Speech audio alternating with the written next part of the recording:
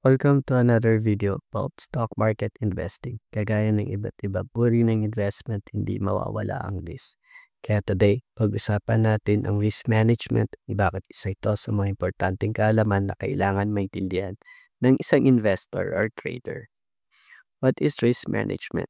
Para sa kaalaman ng lahat, most especially sa mga bago sa stock market investing, risk management in the stock market is defined as protecting your capital. Isa itong strategy kung saan tinatry mo ma-minimize yung losses mo habang mina-maximize mo yung mga gains mo. The goal isn't to avoid losses altogether. Isa ito sa mga newbie mistake lalo na sa mga nagsisimula. Remember, walang trading strategy ang may 100% guaranteed win rate and success sa isang stock market ay nakadepende kung gaano kakagaling mag-manage ng risk.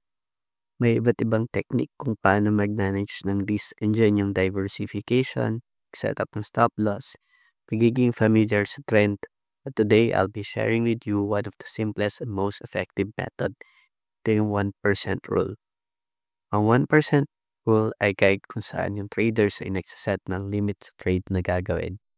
Meaning, sa isang trade, hindi ka mag-release ng more than 1% ng iyong capital. Example, para simple lang na paliwanag, if may 10,000 pesos ka na portfolio mo, pwede ka lang matalo ng 100 pesos sa iti-trade mo, which is 1%. Let's be clear, hindi ibig sabihin nito na 100 lang sa bawat trade. Ibig sabihin nito is yung potential loss mo if yung trading plan mo is hindi umayon. 100 lang dapat ang matatalo mo.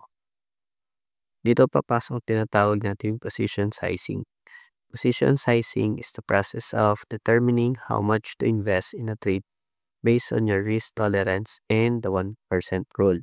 Example, total capital mo is 10,000 pesos and 1% nun is 100 pesos. If yung stock na tinitrade mo ay nasa 50 pesos and yung sinet mo na stop loss is 45 pesos, ang risk per share mo is 5 pesos. Meaning, pwede kang bumili ng 20 shares kasi 100 pesos divided by 5 pesos. Ang idea dito is pag hindi umayon sa iyo yung market and kahit dumanas ka ng maraming losing trades is hindi ka kaagad mawa-wipe out capital mo and would give you enough breathing room para makarecover once umayon yung market sa iyo. Remember, ang goal natin sa pag-invest sa stock market is to invest and hindi para magsugat. So, sa susunod mo, bago mo pindutin yung buy button na yan, remember to follow the 1% rule. Calculate your position size and protect your portfolio.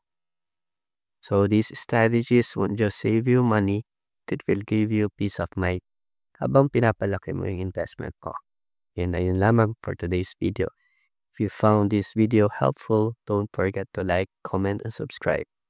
Thank you for watching and happy trading.